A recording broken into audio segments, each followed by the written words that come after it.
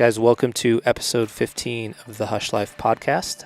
Today we are joined by an exceptionally talented friend and guest of ours who's made a living in the hunting industry as a photographer, videographer, outdoor adventurist, shed hunter, you name it.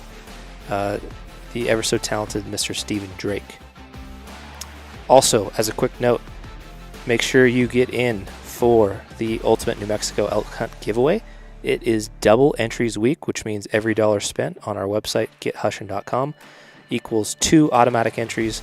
And to win, we will be picking a winner and taking somebody on an elk hunt later this year in October 2021.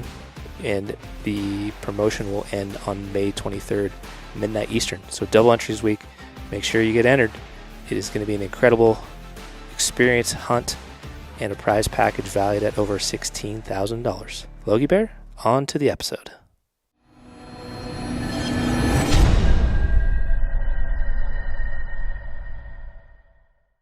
All right, and we're live. Bring you guys to the intro music. Oh my goodness, it's so good. Wow, so fans. This is what our new investment got us.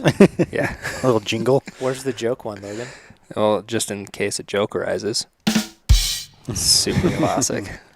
I'm glad those are just short little audio bleeps, not like a 30-second intro. Yeah, where it's just like nobody's on got time and for on that, and yeah. on. Well, if you guys didn't know, we are joined by Mr. Stephen Drake. Oh my god! Please stop. The audience claps.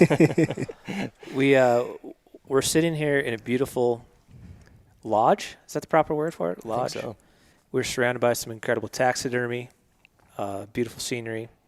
Just started raining very hard, but we are at the R&K Ranch. And for those of you that have followed along our channel anytime in the last year, you might know a couple things about R&K. Number one, we took Casey's son Gage out on a hunt here last year, killed his very first bull.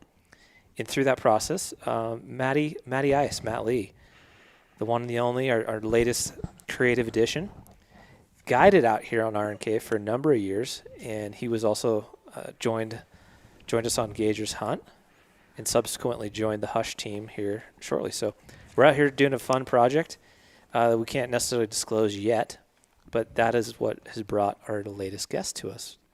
So if you are not familiar with Mr. Drake, please tell the people a little bit more about your background, because I think it's a fascinating background. You are somebody we have known of and known informally to a degree for a number of years. So walk us through a little bit of history of Mr. Stephen Drake. Sure. So I'm 32 years old. Been a photographer by trade for about 10 years now, and went out on my own about 6 years ago to be a freelance photographer and shoot for a bunch of different brands. Spend a ton of time, especially up in Canada, overseas a lot, but just shooting these crazy wild hunting adventures with, some of the coolest people you could ever spend time in the woods with. So that's the very short of it. But I'm based in Bozeman, Montana, and grew up hunting, just living the outdoor lifestyle, and just happened to, I suppose, get lucky and just pursue my passion, which led to picking up a camera. So my passion was hunting, and I picked up a camera, and I used the camera as an avenue to share some of these cool outdoor experiences I was having. And through that, got connected to various hunting brands. Instagram was kind of in its infancy when I got going, started posting to Instagram. That has since blown up, and now I travel all over the world and make a living, and my career is being a photographer. So when you're not on the clock shooting professional photos for various brands and people and what have you, what are some of these other activities that really kind of fuel your passion for the outdoors? So I grew up skiing and ski racing, and that was that was my biggest passion of all. I mean, I was skiing over 100 days a year for multiple years, and I think probably 3 or 4 years ago, I basically just quit cold turkey, just quit skiing. And I still love it, and I still love to do it. I mean, I didn't go once this year. Last year I went once. But I think as you get older, sometimes your passions just change a little bit. It was a really interesting thing for me because I was my life was skiing. And one year, it's I bought a season pass, and I went up to Bridger Bowl, based out of Bozeman, and I was just like, what's the point? And I wasn't getting much out of it like I did. I was like, what am I working towards? Like, what's the end goal here? And yeah, somehow it all just transitioned to hunting, and hunting is this kind of eternal challenge that you will never ever master. And so that led me down this crazy route of going to wild places with the camera, and when I'm not doing that specifically, I spend a ton of time shed hunting. Try to get 30 days in each spring, and there's just nothing better than, I love doing it by myself. I've got a lot of friends that I shed hunt with as well, but I love doing it by myself and just getting away from everything. You go, maybe you hike 15, 20 miles a day, and you just work yourself. And from a creative aspect as well, working as a photographer and owning my own business, like when you're out in the woods by yourself, that's where my best ideas come from. And your mind just goes totally free. And so yeah, that's my passion when I'm not doing photography things. So shed hunting. You guys paying attention? You guys. No, it's really cool to have Stephen out here because we'd never met him in person, and like Brian said, we had known of him through Instagram and also YouTube, which is pretty cool because Stephen, in my own opinion, is next level when it comes to video quality. Like you said, this is a career job or a career path, and his full-time job is to create content not only for himself but other people too. And so for anybody who doesn't know who he is, he's got, you can find him on his Instagram platform and YouTube. And to me, the YouTube platform is the most interesting because, a lot of YouTube creators start out with not a lot of knowledge on the camera side of things, and a lot of people always assume that YouTube content was just kind of low quality, And I always pictured Steven as like the high-end stuff within the hunting industry, especially his shed hunting stuff, his daily vlog stuff. So I always thought it was interesting to see your content on YouTube because I'm like, all right, here's a guy who clearly is educated and very skilled at photography and videography, who is also doing vlog style videos. And there's a guy on YouTube that I followed years ago that actually Casey introduced me to. His name is actually Casey Neistat. He's a filmmaker that makes just unreal edits, and he's really good with the camera.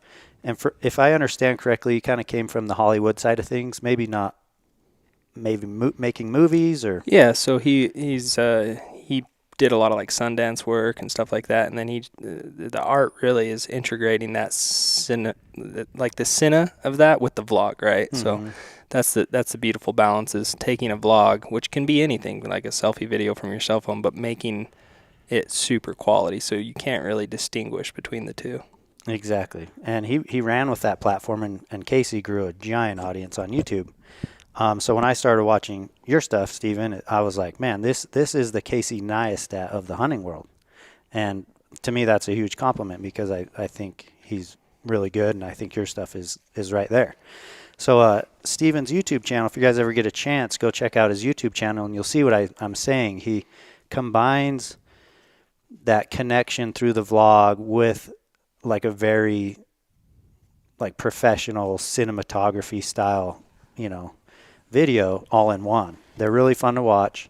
He's got a lot of content on there that's really informative, and so I'm so excited to have you on the podcast because I don't know you at all, but I've always wanted to like ask you a lot of these questions, like in your opinion, coming from that professional side of things, what is it like to also do like these vlogs? Like, what does that mean to you, and why do you enjoy doing that when you're you're so skilled?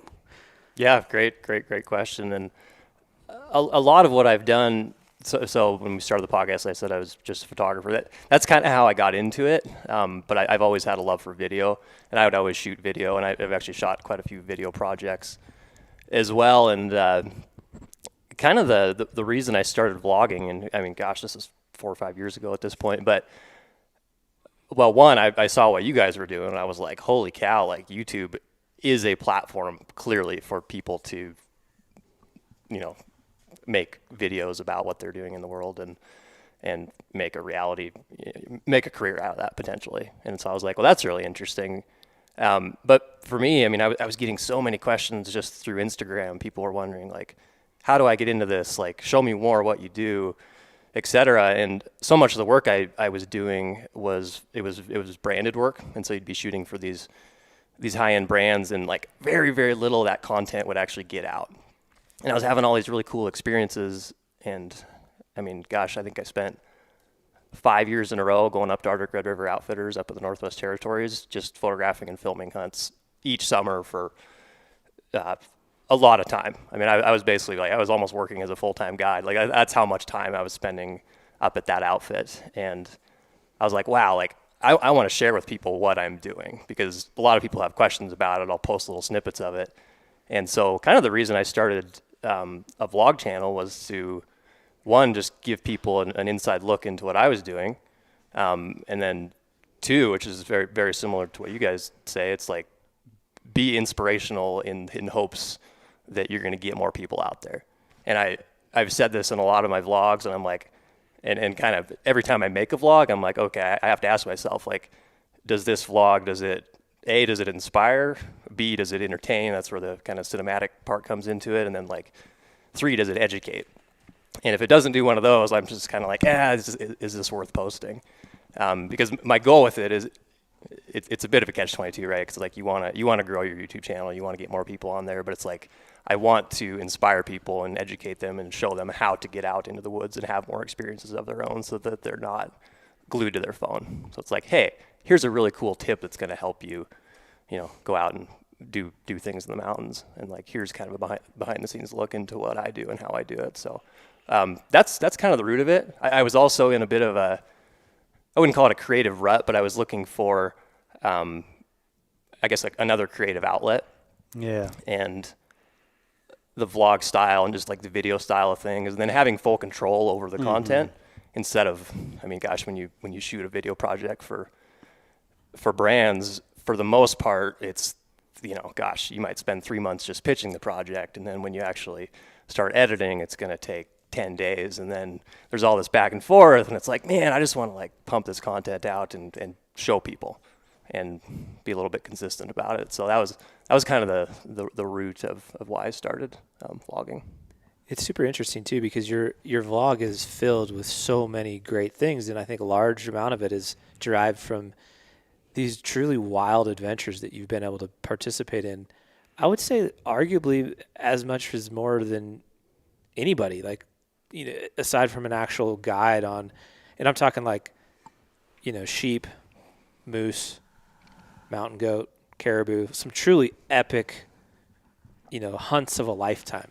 I think you said you've been on 20 sheep hunts. Yep. 20 is insane. Countless others. And I think your work, photography work, has always reflected, the adventure side of it. But now your vlog, you are able to share so many of the intricacies that go into the planning, the logistics, the gear, the conditions, the experiences that you've had in these truly wild places that most people aren't able to get to in their lifetime. And each vlog that you do share, to the education component, aside from like the entertainment value, it's loaded with great tips, tricks, tactics, just from, the past decade that you've had out in the field. And I'd say on average, I think you were telling me you're spending like hundreds of days in the field a year, not only professionally, but also like in your free time, it's back out in the field to either chase elk or look for sheds, or just, enjoy like a backcountry hike or something. So that's what I've always enjoyed most about like the YouTube content side of it. And then to Eric's point, that intersection of just next level quality. We are very basic quality level, I'd say. With Logan's edition, we've improved that drastically. But, what Steven's doing is really neat to see. And in a space that historically hasn't seen that, which is another thing I love about it, is a whole new demographic of people are kind of seeing that intersection between the hunting and gear, the camera, photography, cinematic stuff, all blended into a vlog, I think is really unique and cool. If only I could pump it out at the rate that you guys push content out. That's the biggest barrier. It's like I'm fortunate that I'm very busy on the branded side of things, where I'm either shooting photos or video projects for them. And then at the same time, like, oh, there's this vlog thing and this YouTube channel. It's like growing. It's fun. I really love it, enjoy it, and it's kind of right now I'm in a bit of a balance, I suppose, of like, which one do I, or which one do I push forward on the most? So How did you break through into the industry to like, and you talk about shooting for some of these major brands, obviously a very competitive field. What do you think were some of the key factors in actually breaking in and getting your foot in the door? Part of it, and I mean, you'll hear this from probably anybody that's had any success, it just takes a lot of time. I mean, I've been shooting photos professionally for over 10 years now, and part of it, sorry, I just had part of it's just, well, I guess quick little backstory. I grew up hunting, based in Montana. Have a dad that I've spent a bunch of time hunting with, and when I moved to college, I just wasn't able to hunt with him as much, just the physical distance. And so that's really when I picked up a camera, and my whole point was to be able to like photograph and film some of these experiences that I was having in the elk woods, and to be able to share it with him. And then like Facebook was just getting going, Instagram was just getting going, so I was using like those as the platform to then like share with my dad. And then I happened to live in Bozeman, Montana. Sitka Gear just moved to Bozeman. Mystery Ranch Backpacks was based in Bozeman. And there's just like, it's kind of this central, this hub of like outdoor and hunting gear companies. And my first class in my first day of college, I met a guy that eventually, through him, I got a job at Mystery Ranch, and then ended up working for him for about 5 years. And it's just, it's networking, it's being in the right place at the right time, and just, whatever, working hard. So, but yeah, I was just following, just shooting photos and documenting things that I've loved to do personally, and a lot of it too in the hunting space. I mean, if you went back 15 years ago in the hunting space, every single photo you ever see in the marketing side of things, for the most part, was like a grip and grin. And a lot of it, like, my gosh, like, so when I first got introduced to Sitka Gear, they actually sent me and 3 other guys down to SHOT Show, which is like the biggest, what's called, SHOT stands for Shooting, Hunting, Outdoor Trade Association, I think. Yep. So we went down to that trade show, and this was, I think, in 2011. And the whole purpose of going down to that show, they sent 3 people, including myself. We were all like young photographers. And they're like, we just want you to go to the show and walk around and look at all the photos and like how poorly hunting is being represented. So we go to the show, and it's like right when you walk in, there's like this 30-foot wide banner. It's just this guy with this really weird look on his face, and he's like stalking through the trees, and you're just like, huh? And then, you're walking around, there's all this like high fence stuff, and just, it just wasn't, it was a terrible representation of what hunting actually meant to me and to the other photographers that were there, and to pretty much everybody at Sitka, and I would say 99% of the hunting population, just, for 99%, it's all about the experience. And, big animals will come, but I mean, one thing I always reference back to is it was actually that year, it was 2011, I spent 45 days elk hunting before I finally killed an elk. And the kill was, as a break it down by a fraction, was 1/45 of the entire experience of my elk season. And so it's like, okay, but with photography, it seems like, or with hunting photography, it seems like all you see is the trophy shot. It's like, man, like, where's all the rest of it? Because it's like, the story. Yeah, where's the story that goes into this? And from a non-hunter's view, if all they see is someone smiling, they think they're just smiling at the death of that animal. They don't understand all that goes into that. So go back to SHOT Show. Every photo we saw up there was either a grip and grin, a trophy shot of some kind. There was a bunch of high fence stuff, and it was just like, man, this is really too bad, because I think at the time they had 80,000 people going to that show, and it's just like, that's a huge representation. And I mean, I fully believe that hunting could get voted out of the United States so easily, and it's like, we need to do something to like better represent this space. And Sitka took a very strong stance on that. After I went to SHOT Show, they basically seeded me gear and said, hey, you've got a platform to share your content on. And that was that was my introduction really to it all. So from that experience, it's interesting because I think you've seen the evolution of, in many ways, how hunting has been portrayed, and photographers like yourself and many others and several brands, I think, started to change the narrative of what that looked like, and through the lens of freelance photographers like yourself, in capturing more of the experience side of things comparatively just to the grip and grin. Yeah. And in marketing these days, if you were to go to a trade show or you look at, any digital marketing from websites to social pages, etc., I think you see a much different picture today than you did 10 years ago. Oh, absolutely. It's changed drastically. And it wasn't just Sitka, but Sitka was one of those early companies. It's like, hey, we need to make a change here. And it's an amazing progression to see, and I'm thankful for it. And I think the future of hunting it'll continue because, things are changing.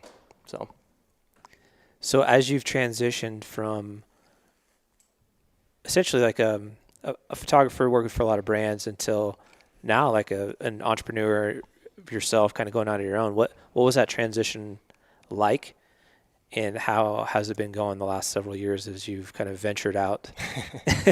You learn a lot about yourself. When I first got into it, and when I worked in Bozeman and for this other agency, my job was purely that of photographer and videographer. Like, I didn't deal with any of the business side of things. I didn't talk to clients. A little bit, but like 95% of the time I was out there shooting photos and video and going on these wild trips. And as soon as I went out on my own, fortunately I had kind of built a brand, if you may, built up my name enough so that when I went out on my own, like people knew who I was, so I didn't really have to pitch myself that hard. I'm a pretty introverted human as is, so I can't imagine going out on my own or just starting into it, be like, I want to be a hunting photographer.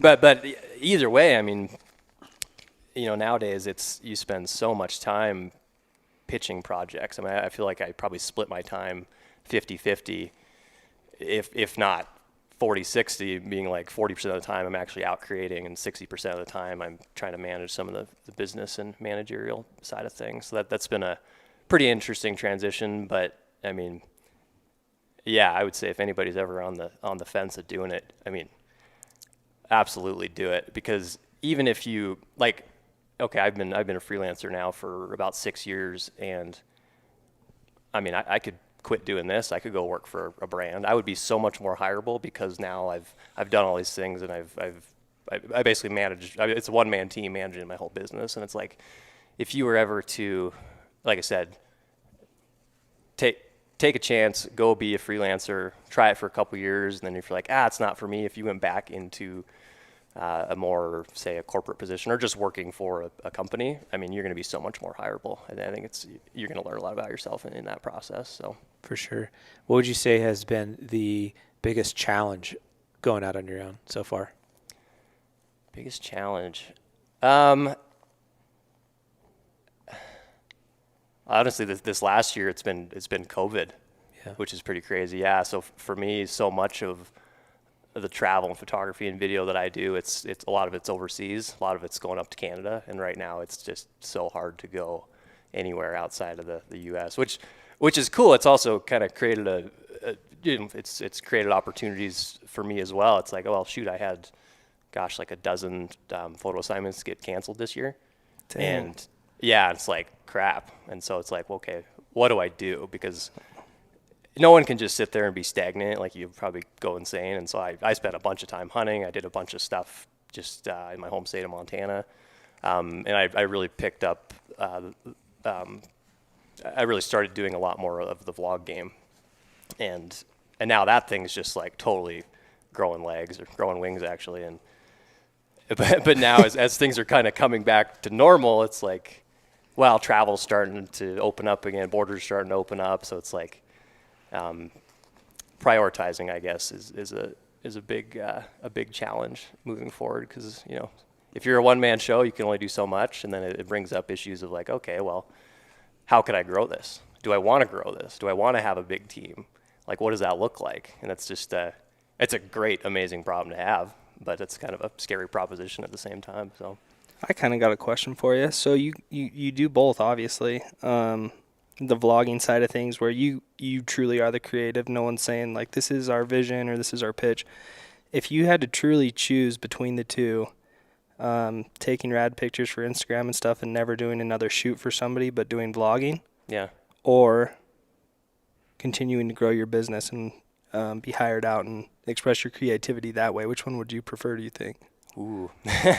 Yeah, money's not an issue. Yeah. It's just where do you feel more fulfilled and using your creative talents and stuff. Probably the vlog world. It's just, for me, it's the best way to get information out there and truly help people and like provide something valuable. Because, I just get a lot out of that. And when I do the brand and stuff, it's super fun, and I work with really cool people, and I really do enjoy that. You have a more personal touch, but I think you're able to reach a much broader audience and have a greater impact with something like YouTube for sure. So, I got one more. This one's not as realistic, but you can never take a photo again, just video, or you can never take video again, just photos. Ooh. Well, it kind of depends on the situation, but that's a tough one, that's huh? a tough one. Yeah, I don't know.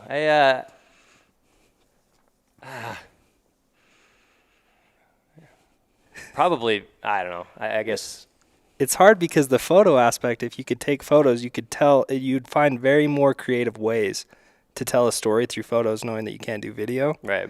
And then the video aspect of it, there's something in still imagery that's so powerful. Yeah. So it's a toss-up. That's a new question I just thought of. I'm going to have to keep that one in my back pocket. That's a tough one, dude. Yeah. I've been doing photography and video for so long. You're the perfect guy to ask. Yeah, I'd hate to.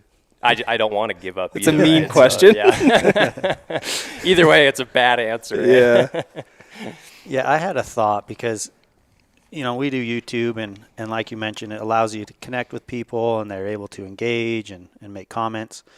On the YouTube side of things, like what are some of the most meaningful comments that you've read on your videos where people are becoming viewers and getting to know you? Like what are some of the most meaningful things that you can just remember?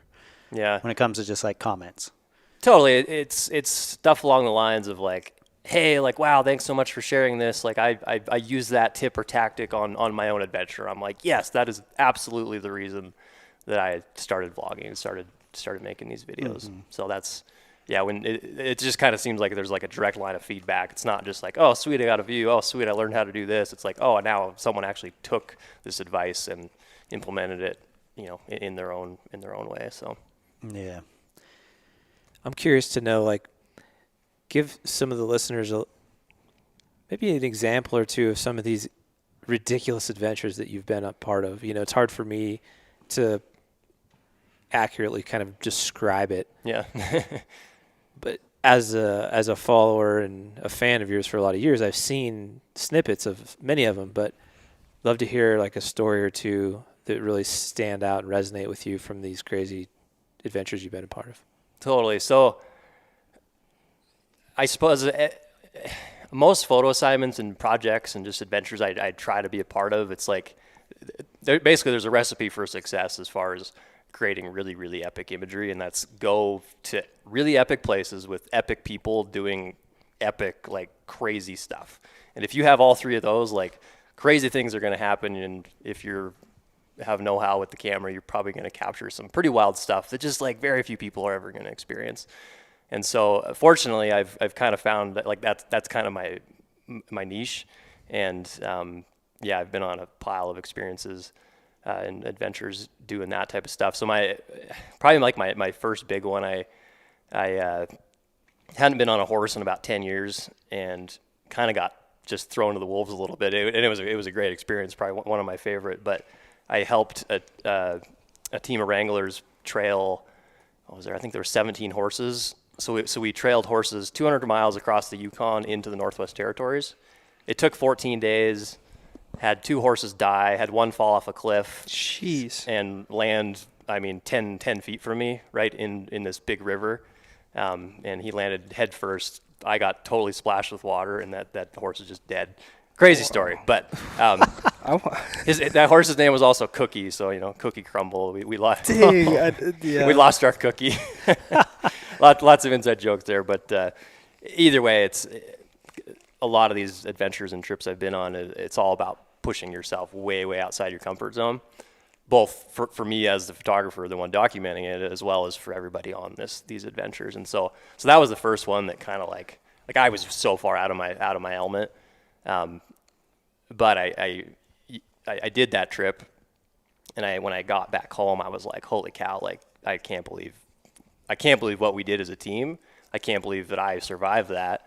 And like you take, what you learn in those situations, and it's like it just makes everything that much easier in life. It's just all about perspective, right? For sure. So that was the first big one that kind of set the stage, I suppose, for what I continue to do. But lately we've been going up with a group of friends up to northern British Columbia in the kind of the dead of winter. There's a general mountain goat hunt in northern British Columbia, right on the coast. That it's only good for British Columbia residents. Well, you go to if you had a guide, but I've got a bunch of British Columbia buddies. Anyway, so we've been going up, and to do this hunt, we basically have to charter a boat, probably about 10 miles, and you cross this big bay, and then there's nowhere to dock the boat, so you have to jump out at high tide, and you jump out in waders, or the way we've done it, 2 guys jump out in waders, and again, it's middle of winter. And there's actually been ice that's been forming on top of the ocean water at times, and so it's kind of sketchy. And you're jumping out in the ocean, and the tides are rising fast, and so 2 guys jump out in waders, haul all the gear, pack people to shore, and then from there we've actually skied up this big basin about 5 miles, and then you look straight up, and there's a bunch of mountain goats, and they're like 4,000 feet higher than you are, and being February, when we're doing this, you got these super long nights, like 12-hour nights, and the weather's just awful. It's coastal, so you get these crazy huge snowstorms. But the last big one that we did up there, it took us, I think, almost 3 days just to get up to where the goats were. So one day, basically getting to the bottom of the mountain. Second day, we got halfway up the mountain, and then third day, we made it above the Alpine. And our second night up there, all night we could just hear avalanches just dropping all around us. Fortunately, we were in the timber, so I think we were in a fairly safe place. But just to hear avalanches dropping all night, it's like, oh great, and now we're going up there. Yeah, right. You're like, what are we doing? But so anyway, so we get up and had clear weather, fortunately. But every night, I think our lows were -20 Fahrenheit. Highs we had one day it might have got up to 20, but terribly cold, and on a hunt like that, especially when you bring your camera gear. I mean, I probably had an 85-pound pack, and I weigh 130 pounds, and so it's impressive. So dude. the ratio there is a little off, but on that trip specifically, we did kill a goat. Well, so my buddy Connor, he actually drew on a mountain goat on our 8th day of being up there, and we're kind of just surviving at this point, long cold nights, and just pretty miserable. And he draws on a goat, and I'm filming. I'm right over his shoulder, and like, this is epic. This goat pops out, and he's right above this massive valley floor, and the sun's just hitting him, and filming it in slow mo, and it's the wind's kind of hitting this goat, and his hair is kind of blowing in the wind. It was really, really cool. And in the corner of my eye, I see him, and he's shooting a thumb release, and he's pressing the trigger, and nothing's happening. And he's jerking his trigger like real hard. And then all of a sudden the goat kind of like moves, and then I quit recording, and I look, and he's like breathing on his trigger. His trigger had gotten so cold that his firing mechanism in his trigger actually froze. Jeez. And so what a mood kill. Oh gosh, so I got some really epic photos of that goat and of Connor's reaction right after that. I mean, he was just whatever, it's hunting, right? It's not the end of the world, but he was just like, man, like so much effort went into getting to that one moment, and then to have a mechanical failure like that's just like, I mean, whatever. Now we know, I guess, like, okay, put your release in a little Ziploc until it's time to go, and just so that no moisture gets in there. But and then right after that, we actually spooked that goat and another one to our buddy Dustin Rowe, and he was able to. He basically slid down the mountain. He was rolling snowballs on this goat, and probably dropped 500 vertical feet and slid right into 20 yards of this goat on this. I mean, all the snow up there. I mean, there's probably 8 feet of snow. Yeah. Just a huge avalanche terrain. And anyway, he arrows this goat, and he makes a great shot, and the goat runs to this kind of cliff edge, and he shoots it again and makes another great shot. And the goat basically tipped over and died. Problem is, we were on top of it's about a 3,000 foot. I wouldn't necessarily call it a cliff, but it's like, well, it's multiple cliffs. So that goat falls off and actually slid down this big old face 3,000 feet to the valley floor, and just like instantly out of sight. And we have no idea. We're like, we know we killed the goat, but it's like, wow, what happened? Dang. And as a hunter,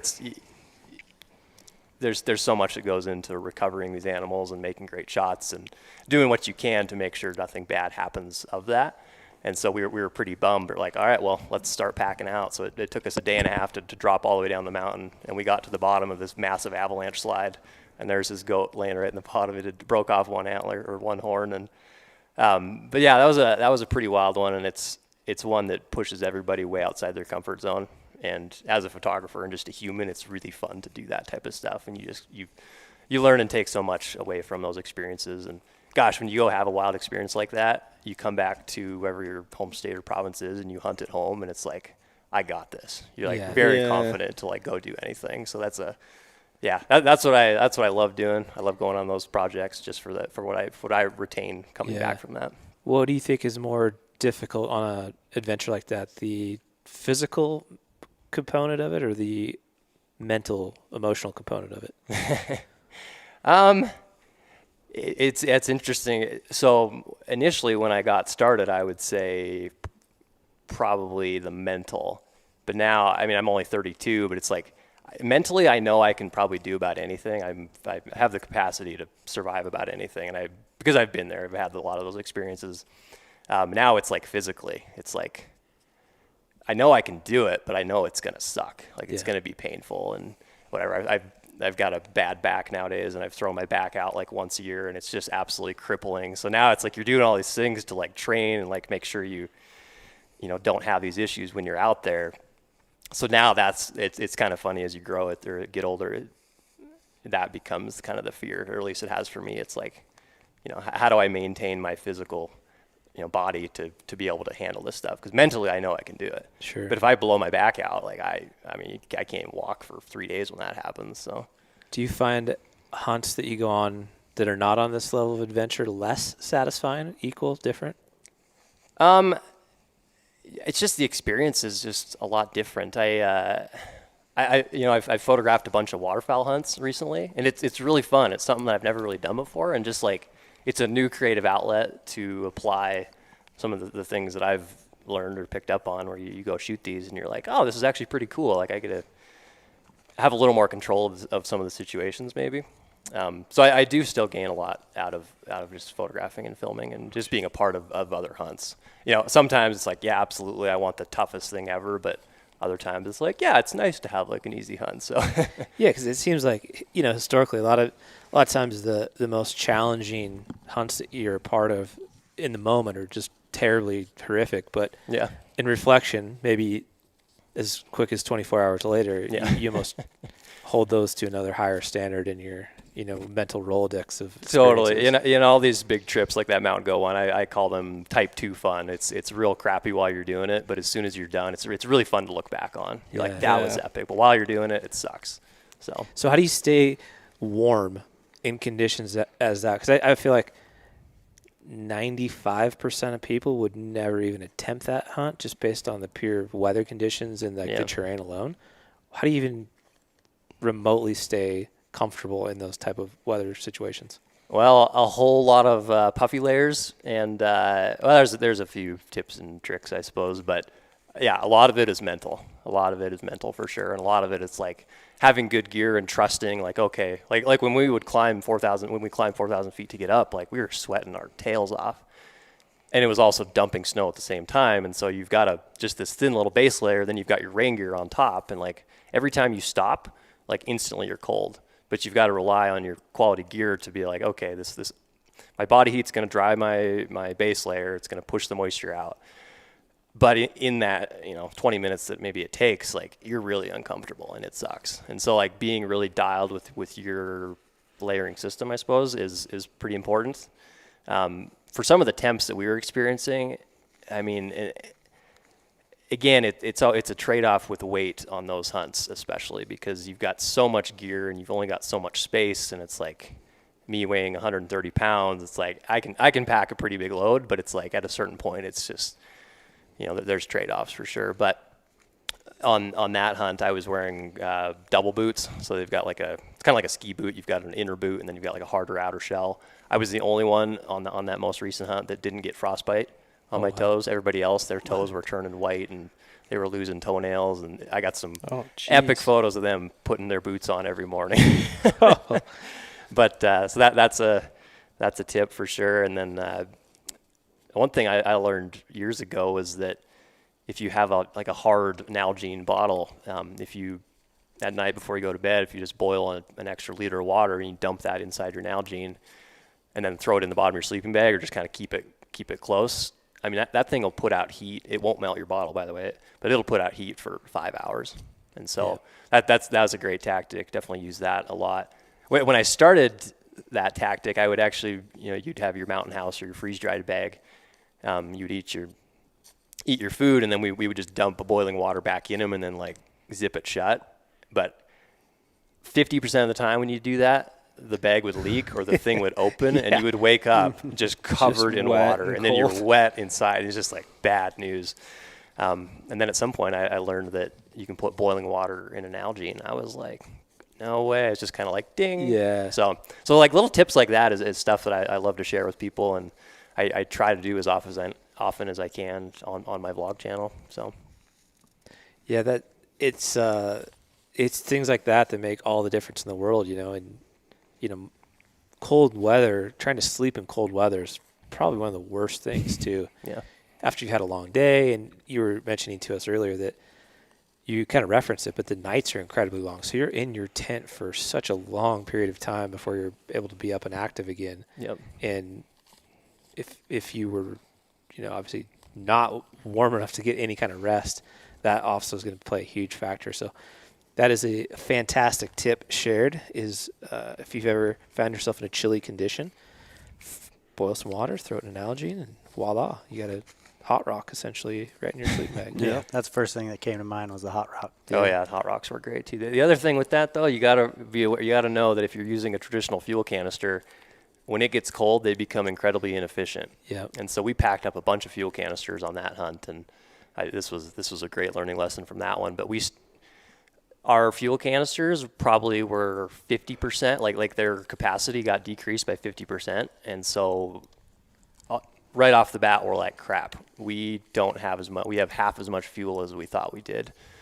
And like, it didn't matter if you'd sleep with them or whatever, or put them on a pad when you try to boil water. And so it became, we were basically conserving fuel on the mountain, and you had to boil water or had to boil snow to get water. And so nowadays on all these late season, these really cold winter hunts, actually do like a white gas stove. Yeah.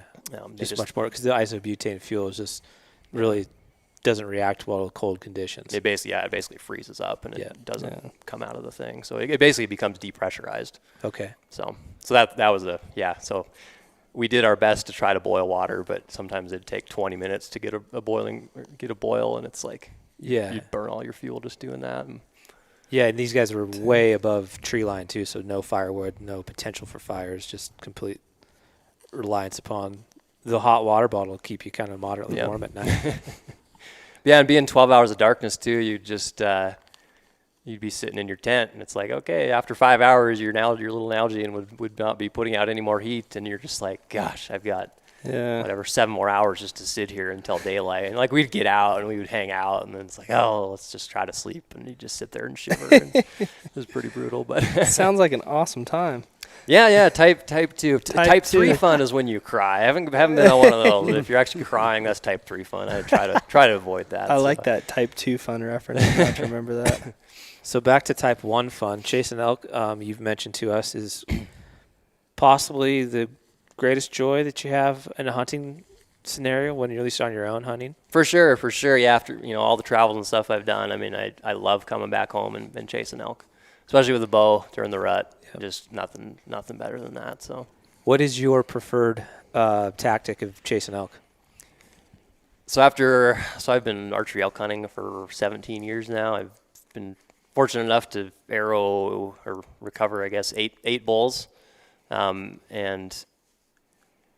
in all that, I've learned a lot of things, but from a tactic standpoint, if you're trying to kill the herd bull, if you're trying to get the biggest one, I've just had terrible luck calling. I also hunt by myself almost all the time, and so I've never really had the caller, traditional setup where you have a caller behind the shooter. And so my tactic has been I just shadow these herds of elk and just make sure the wind's right, and then when they're moving between their feeding and their bedding zones, just try to cut them off.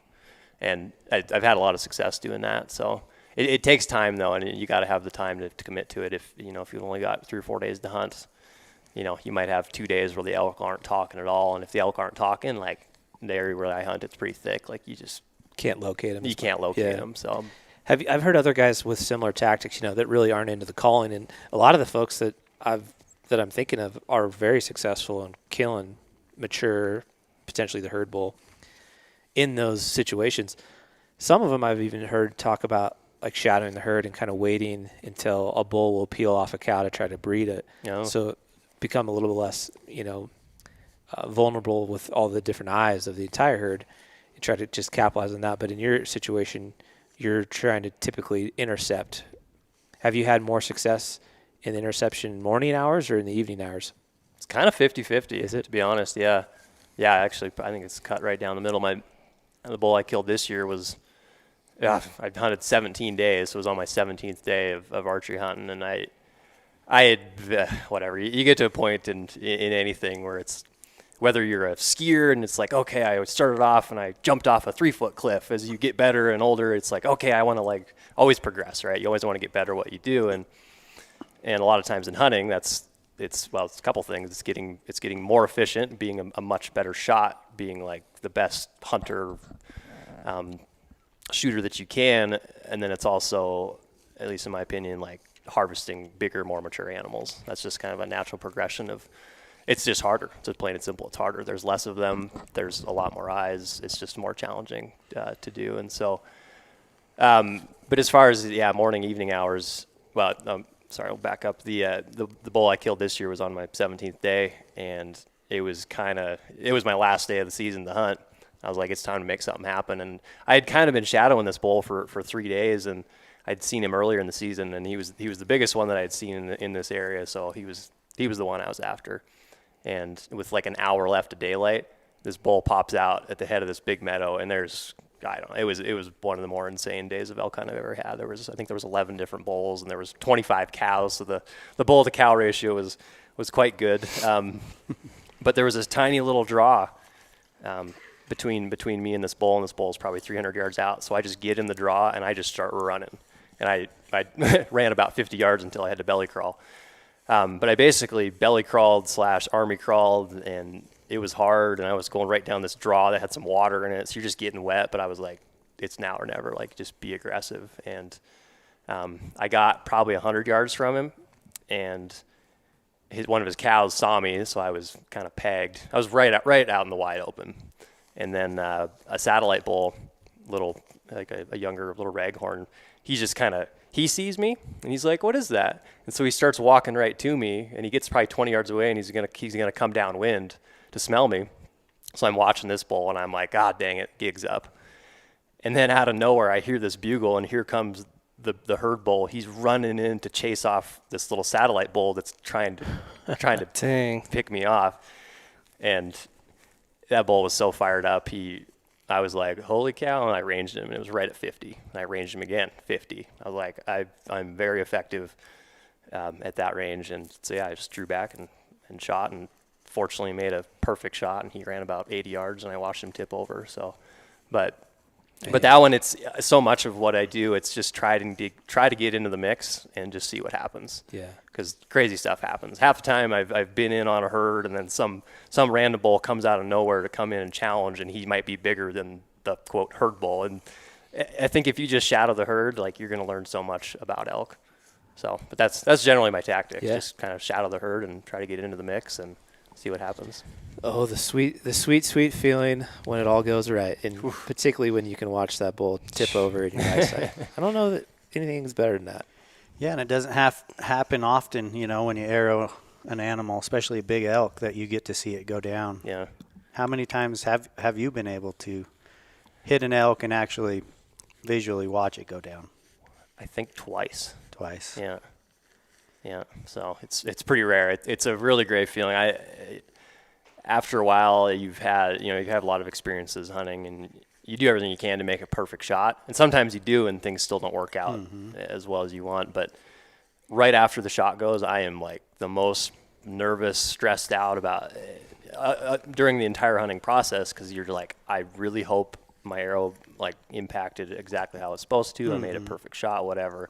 Oftentimes it doesn't go that way, and it turns into quite a rodeo. But you do everything you can to make it happen right. And so it was a relief after 8 archery bowls, or after 7, to have my 8th one be as perfect as it can be. So actually, I just shot a vlog. I broke it into 3 parts, but it's on like all the lessons I've learned from every bull I've ever shot with my bow. So That's cool. And I share everything, the good, the bad, and the ugly. And there's a lot of ugly that led up to this point now. Sure. So, but it's just, I think that's a natural progression of anybody. You start off, you make dumb mistakes when you're young.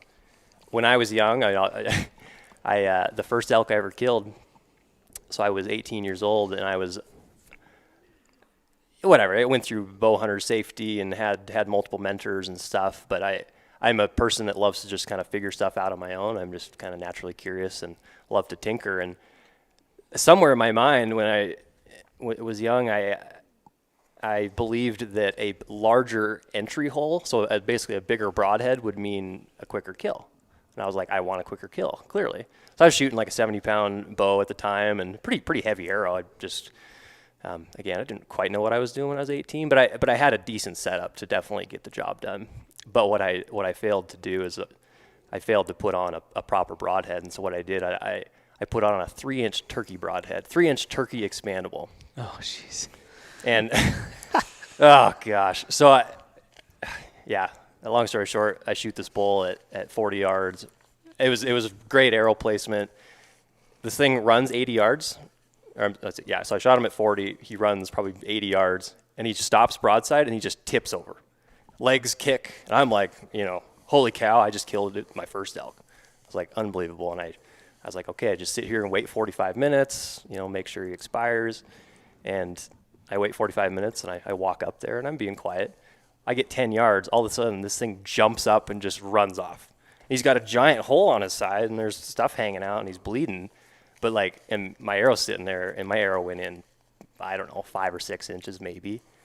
And it was just like, oh gosh. So what proceeded after that was like 24 hours of, I'd give him 2 or 3 hours, and I'd track him through the trees, try to get another shot off, hoping that he was just so mortally wounded he wasn't going to get up. But he'd get up and he'd run. And he'd run a half mile or quarter mile. There was snow on the ground at the time, so but it was quite a cluster, and it was a pretty terrible experience to have as your first archery one. Sure.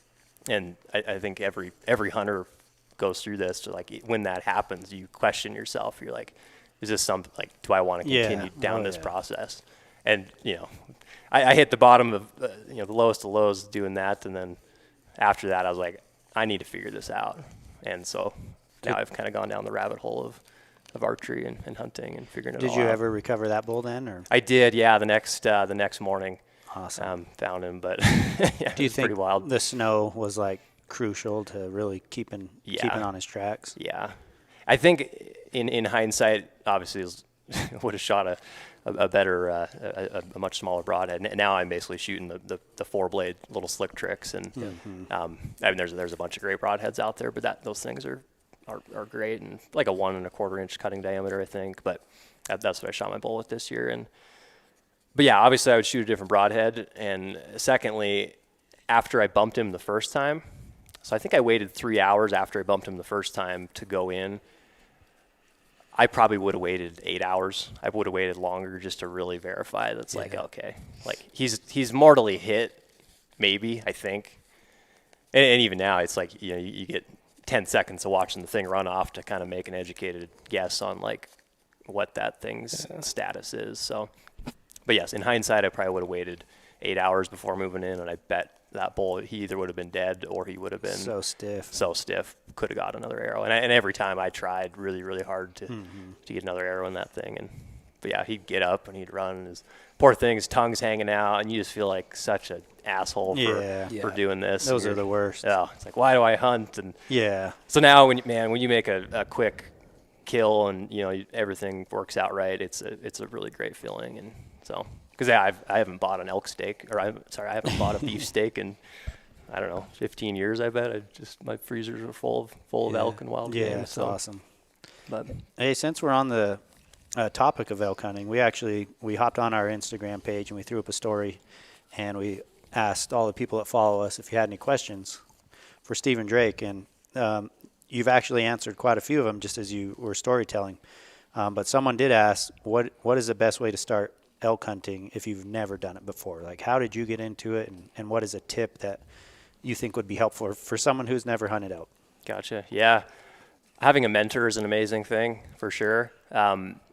When I started, and it sounds like maybe a lot of you guys, we had fathers or figures in our lives, like direct relation that took us hunting, and so that was how I got into it.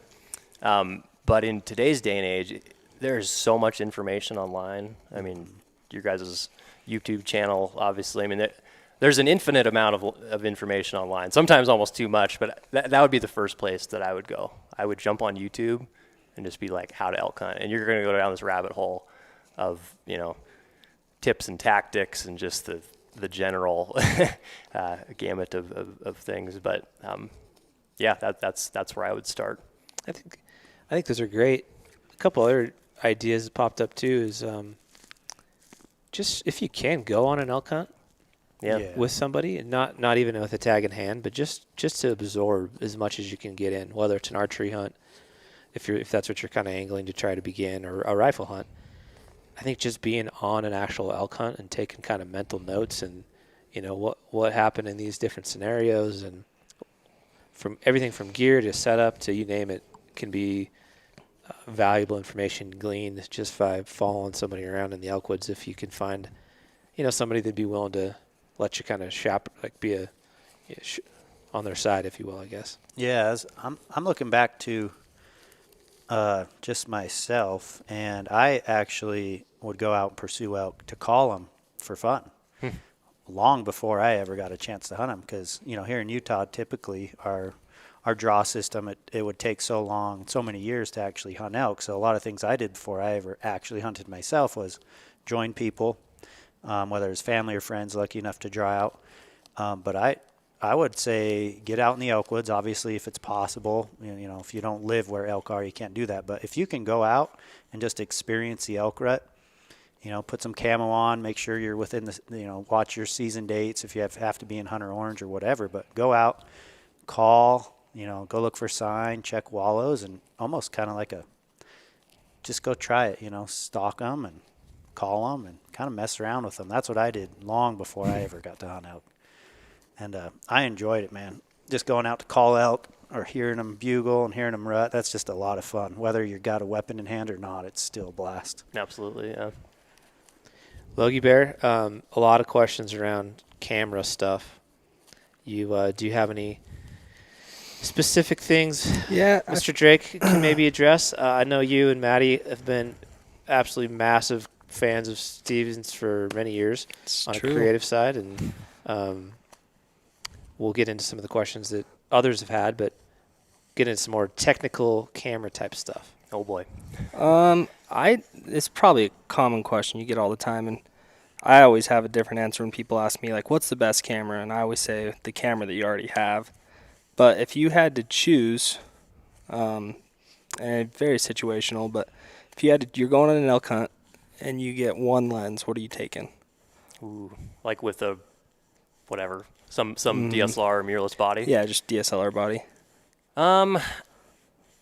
So the thought process there is like when you're actively hunting, if you've got a big camera body on you, and especially if you're the hunter, it's really hard to maneuver that thing or like draw your bow with the camera on you. So it's like, get the smallest thing you can that's gonna not end up in the bottom of your pack. 'Cause That's great. When the camera's in your pack, you're not using it. Right. And so when I'm out there documenting personal stuff, a lot of times it'll be, especially during archery season, the issue with archery is like when you draw your bow, you've got the string coming across your chest, and kind of wherever you might have a camera, it's going to get in the way of your string. And then it makes things pretty dang hard to actively hunt. So a lot of times during archery seasons, I'll just use my iPhone. Definitely. You can really capture some amazing footage. Photos aren't that great, but like the footage you can capture, your phone is, you know how to use it. It's in your pocket. It's instantly accessible.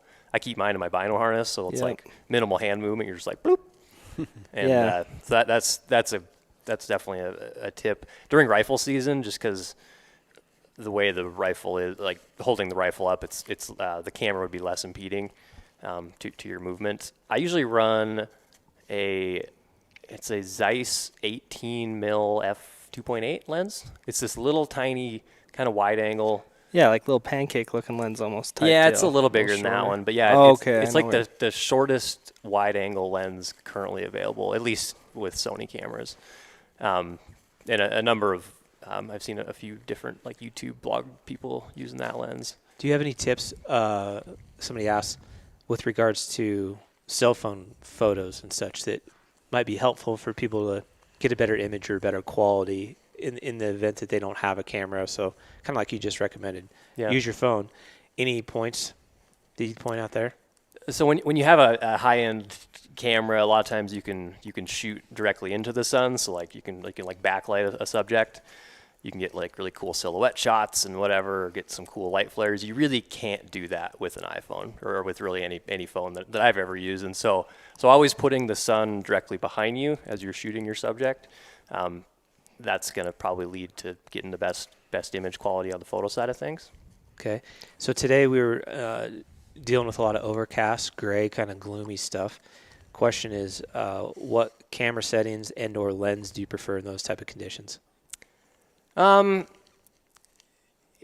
don't know. It's kind of less about the lens. It's more about figuring out ways to fill the frame with interesting subject matter that's going to pop. And so one kind of photo tactic I use in either good or bad light, it doesn't matter, is always have a foreground, a midground, and a background. So like say you're taking a photo of your friend, maybe say he's 50 yards out, and you're just taking a photo of him walking through some sagebrush.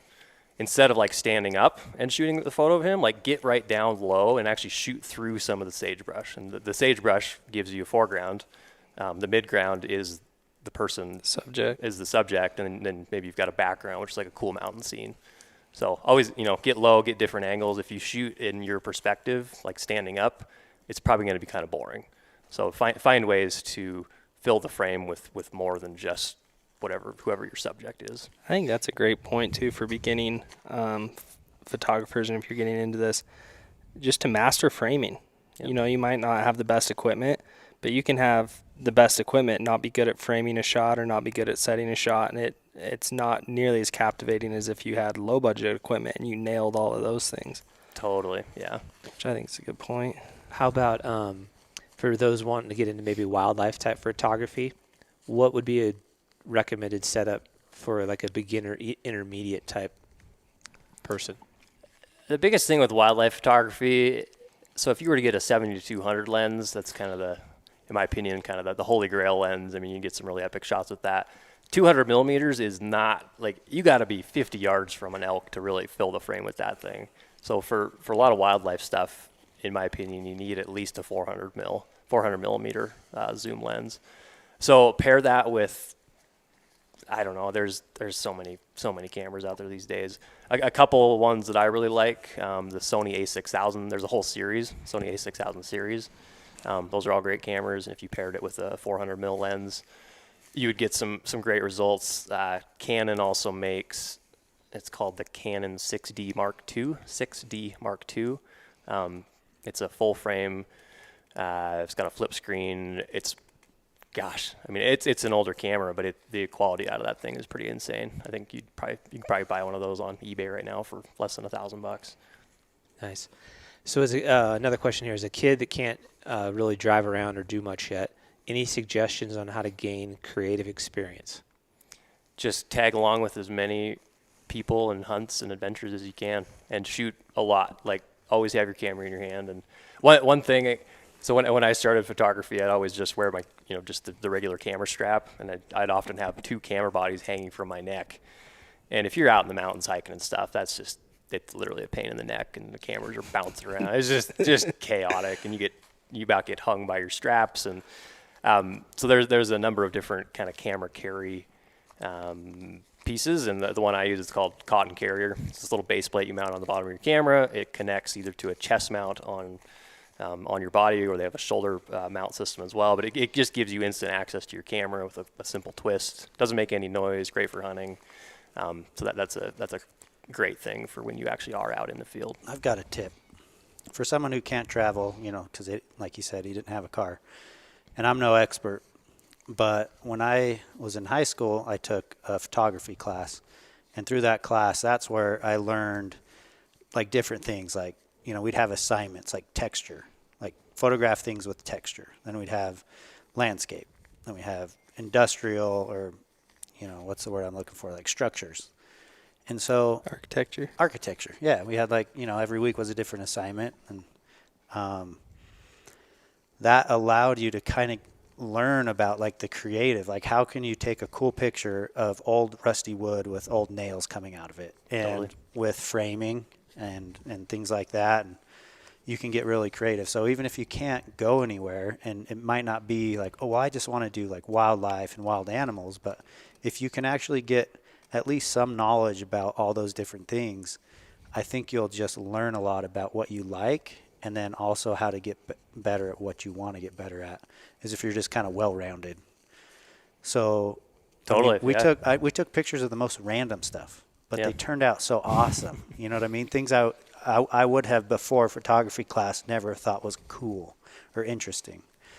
So yeah, take pictures of a lot of different things. And to add on that, I mean, it's a thing called street photography. People just walk around the streets and get all sorts of, if you live in a big city, there's so much to photograph, from structures to, there's so many interesting people, like just go meet people and be like, hey, do you mind if I take a photo of you? I'm just trying to up my photo skills, and if you live in a big city, walk around the streets, shoot photos of houses, shoot photos of people, interact with people, get them to make a funny face, tell a politically correct joke.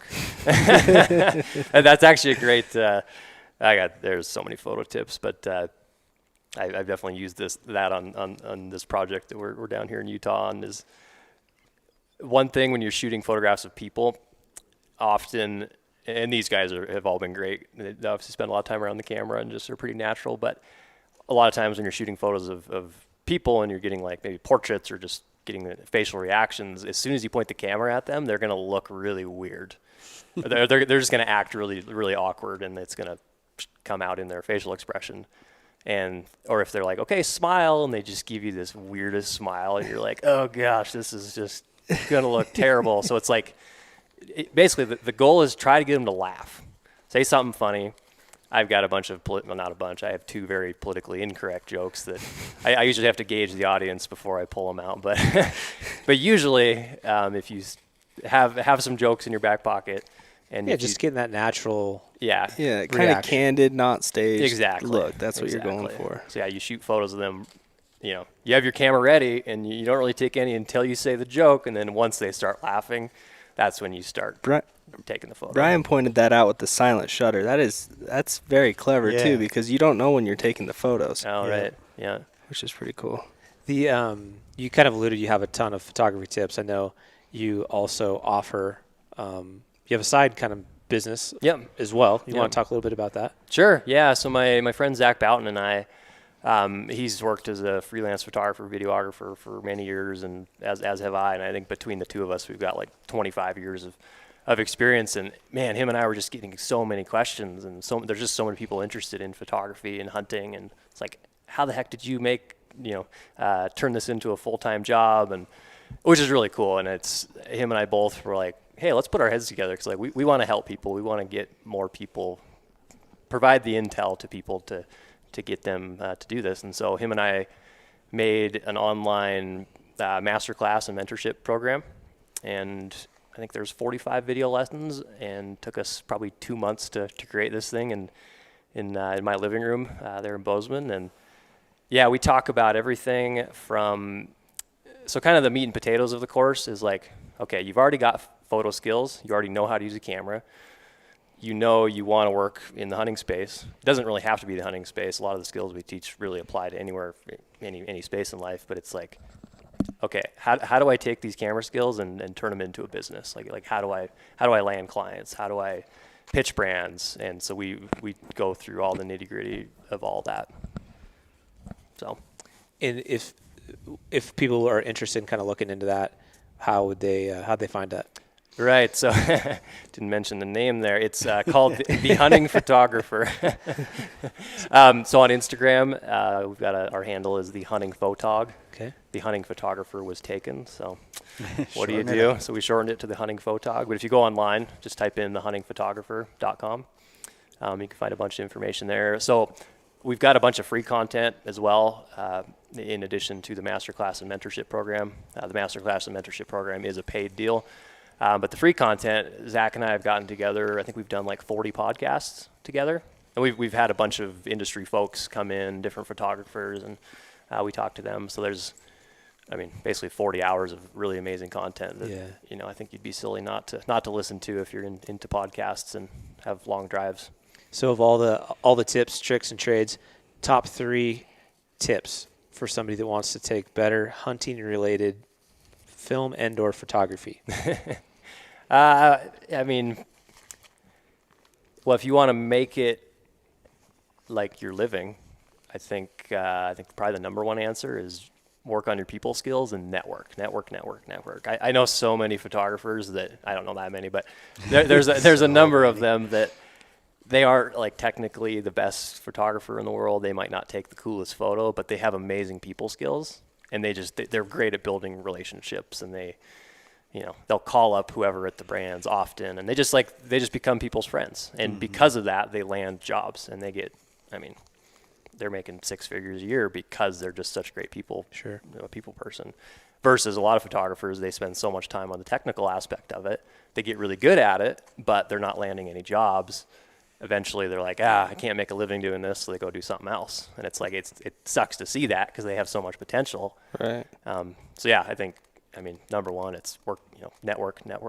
And whether you're in school or not, just like try to connect with people that are in the industry that maybe you want to work with. If you want to work in the hunting space, I know this last year's been tough, but I would say go to as many network events as you can. Go to Hush film premieres, go to the Total Archery Challenge shoots, go to trade shows, do all those things, and you're just going to naturally meet people at those events, and you never know where that's going to go.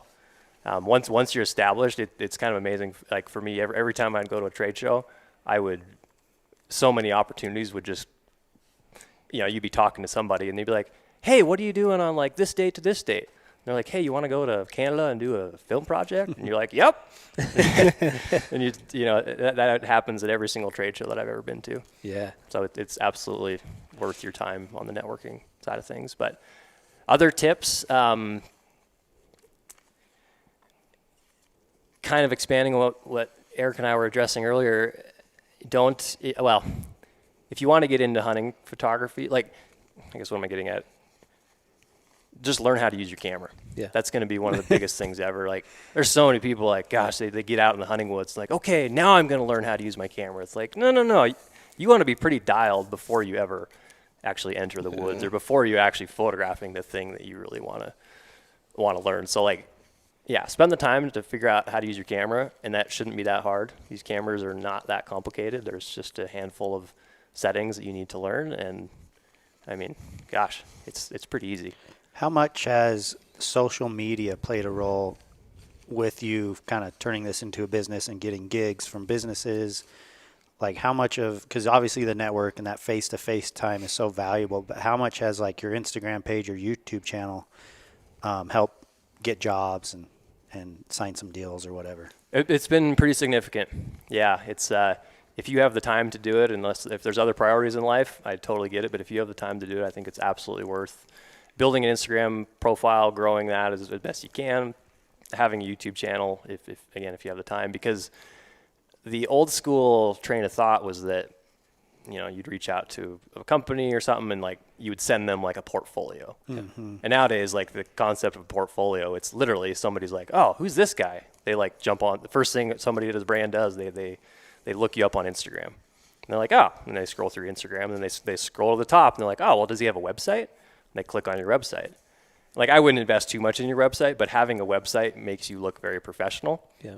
And yeah, I think those are having a website and having a social media account, and obviously not posting ridiculous photos of yourself doing stupid things, but just showcasing your work on the digital platforms, I think is huge. And for me, in the vlog and YouTube world, when I started doing it, so previous to starting the vlog, I had a lot of brands and just people ask like, hey, like, can you do video? Because almost everyone I shoot for these days, they want photo, video, they want Instagram, they want everything. Yeah. They don't just want photography. If you only do photography, you better be like top 3 in the world, because for the most part, you're not going to get hired unless you can do everything. And so I started this YouTube deal,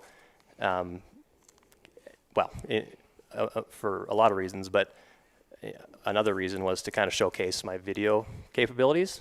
And I did I think I did like 6 videos, and like that fall I got hired to do like 2 pretty big video projects as a result, like very like good paying gigs. I was like, holy cow. So yeah, I think if you have the time, it's silly not to. So in a way, social media is almost the new portfolio. Absolutely. The new quick portfolio. Yeah. Like you said, well, let's see what he's got. Let's see some of his photos on Instagram. Let's go to his YouTube and kind of see some of the stuff he's come up with. And I think that plays a huge role into anybody with a talent or skill, is, you know, having their stuff on social media is just kind of the new way to find people and network. I mean, we hear it a lot too. You have people talking about they want to start a hunting YouTube channel or a brand or something along those lines, but they haven't really done it yet. I think it's so important to go build something first, yes, and then go out and ask for something. Yeah. I think a lot of times there's a converse of that, where people are asking for things, whether that be to get hired to do a shoot or maybe to, you know, try to get like a partnership or a sponsorship deal, but they haven't really done any of the work yet. There's no library of content. Yep. There's no, you know, page full of their previous work experience to show why it would be a valuable addition to a company or a brand that is, you know, looking for that. Totally. Yeah. Build your portfolio. If you don't land any gigs, go on a bunch of passion projects. Go on your friends' hunts. Do whatever, and then build your portfolio. And then when you actually, in the hunting space, you know, as far as pitching projects, like, you got to pitch like the day when like December 1, like that's when pitch season starts, and it goes through like April. After that, if you haven't like pitched things or started landing gigs, like I wouldn't even be pitching projects. I would be looking to the next year. So basically what you should do is you just spend that entire summer and fall just like building up your photo library, proving your platform, proving like, hey, here's what I can do, and then hit people again in the winter. So I was going to actually ask that earlier. What exactly, for the listeners that may not understand, and I'm one of them, I don't know exactly what you mean, but when you say I'm going to pitch a company for a photo, you know, idea or video idea, what exactly do you mean, like by a pitch? So say you're a photographer and you're like, I really want to work for XYZ brand. And one great way to potentially do that is to be like, hey, XYZ brand, I'm going on this trip with so-and-so. I believe, you know, it's going to be doing this, and maybe you've already done the research into the brand and you're kind of like, you know, their style. Maybe you have some inside intel and you know what products are going to be coming out like the next year, and you're like, hey, we've got this trip lined up. It fits perfectly into what you guys have planned for releasing next year. You know, I would love to go photograph and film this and create some cool assets for you for part of your your release or your launch of those products. And so you would just pitch them that idea. Yeah. And I guess that's kind of the straightforward of it. I think that kind of separates a lot of people on social media. You know, kind of in our realm of the things where we have partnerships and sponsors. the people who seem to be out kind of like, grinding or whatever and making those relationships and pitching these companies' ideas seem to land more partnerships and, maybe in your side of things, more gigs. Yep. And that's a big part of like what we do that people don't really understand. Like you kind of got to reach out and come up with ideas, be creative. And I think that could lead to a lot more opportunities. Absolutely. Yeah. Most of the Because a opportunities- lot of people believe that like people are just flooding in all the time. Like, Totally. oh, we just want to work with you. We're going to hire you, and sometimes that's the case. They may approach you and want to work out a deal, but it is very valuable to, maybe give an offer or a pitch to companies. And 90% of the time on the projects I've done, other than this one, this was a rare deal, but most of the time I'm pitching ideas to brands and they're like, yep, let's do it. So, and part of that is like, you got to develop a really good relationship with the brands to understand and have an idea of what they're coming out with in future years. That's awesome. So we've learned some tips, some tricks on a variety of topics. We kind of learned a little bit more about your beginning, your adventures that you've been on, pretty wild. We had some more questions on shed hunting. I know we're kind of running short on time, but there was a couple, one of which was, do you typically focus in on an individual area while shed hunting, which I know you're very passionate about, similar to Eric, or do you like to explore new terrain more blindly looking? What's your strategy on picking up the browns? So you're always trying to find like the honey hole, and it seems in today's day and era, it's very competitive, and you can't. In my experience, it's really hard to get away from people, and so I do love to explore, and it's part of it. Just I think it's a natural human tendency. You want to explore and have new experiences and new places, and just try to figure it all out. But with shed hunting, so I've probably been doing it 15 or probably actually 20 years now. Once you start to find, I've picked a few bull sheds, like from the same bull, like 5 years in a row, almost in the exact same spot. Like these elk are very habitual. And so once you kind of find those zones, obviously make a mental cue of that, and you can probably go to the same zone or maybe the same square mile every single year, and those elk are going to always winter there. They're going to probably dump their sheds there. The exploration, again, like I say, comes from just wanting to find the next big honey hole, or so I shed hunt multiple different states, and you take some of these tactics that you learn maybe in your home state, and you're like, okay, let's go to a different state and just try to figure it out there, and often you'll do a 20-mile day and you won't find squat, but you always learn something. Every time you go out in the woods, you always learn something, and after a couple years of doing it, all that accumulated knowledge will definitely turn into finding a few sheds, and then, hopefully just keep it going. So, so sifting through these questions on Instagram, there's one that I'd like to ask you, and we'll kind of probably wrap it up after that. But why do you love shed hunting so much? I make so much money off of it. Yeah, just cash. Gosh, so much cash. Gosh, no. Return on ROI. Return on investment. No, it's funny. A lot of people think you do make a lot of money on shed hunting, and it's okay. So every year I basically do 30 days in the field shed hunting, and I barely make enough money to cover my gas. Sometimes I make enough money to cover my gas and a bit more, but it's like, you might make $100 a day shed hunting, maybe if you're really in the zone, but it's like, if you're looking at it from a money-making proposition, there's so many things that would be a much better use of your time than than shed hunting if your goal is to make money. But no, for me, it's not about making money. It's about just spending as much time in the outdoors as I can, because often during winter is kind of my busiest time of year, when I'm on the phone a lot, talking with clients, on the computer, editing for 50 hours a week type deal. It's just, winter is chaos, and as soon as spring comes around, I usually don't have many photography or video projects booked in that time period, so shed hunting is a way for me to kind of escape and just have my own peace and quiet in the mountains. And my best ideas come when I'm out hiking and just sweating. I think a lot of people they love to work out, and their mind just really gets going from that. I've been in a gym probably 5 times in my life.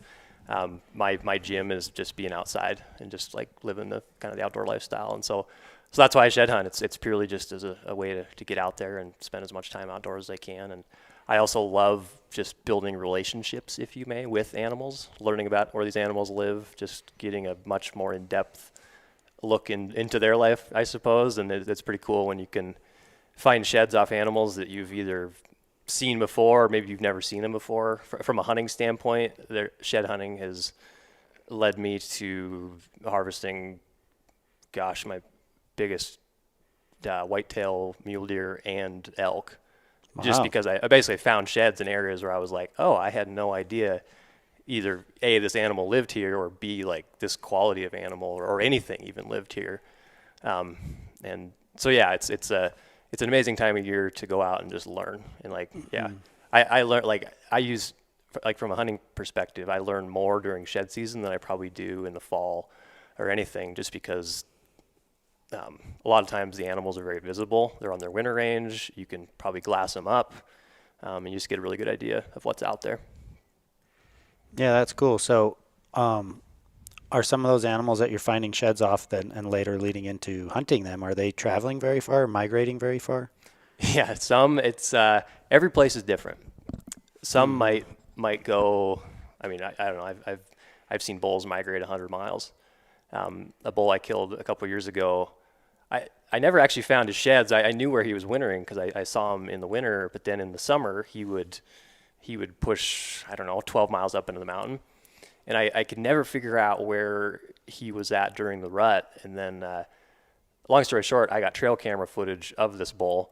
A really cool bull. He's a 6x8, and he comes into this wallow, and he's like hissing, just like, and just like real pissed off. And it's early August, and then all of a sudden that bull just disappears.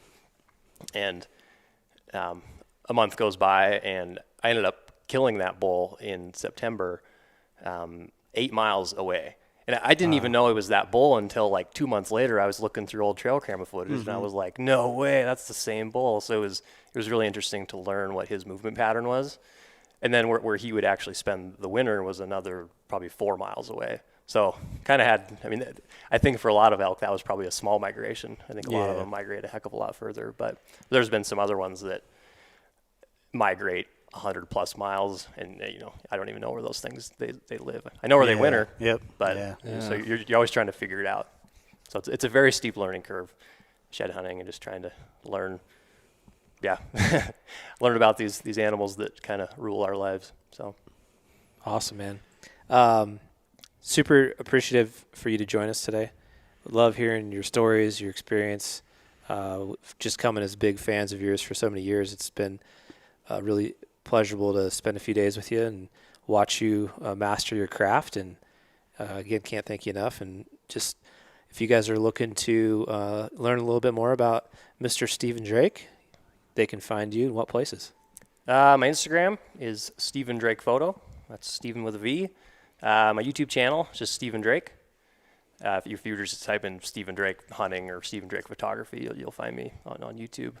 Then if you want to take a deep dive on photography and hunting photography and trying to make a business out of it, just go to thehuntingphotographer.com or thehuntingphotog on Instagram. Excellent. Excellent. Well, it's been a pleasure, man. Yeah, thanks so much for having me, guys. Glad we got to meet you, and been a fan for a long time, and it was cool to watch you work, dude. Yeah, looking forward to seeing some of the pictures and photographs he took on this little project we got going on. I haven't seen any of them.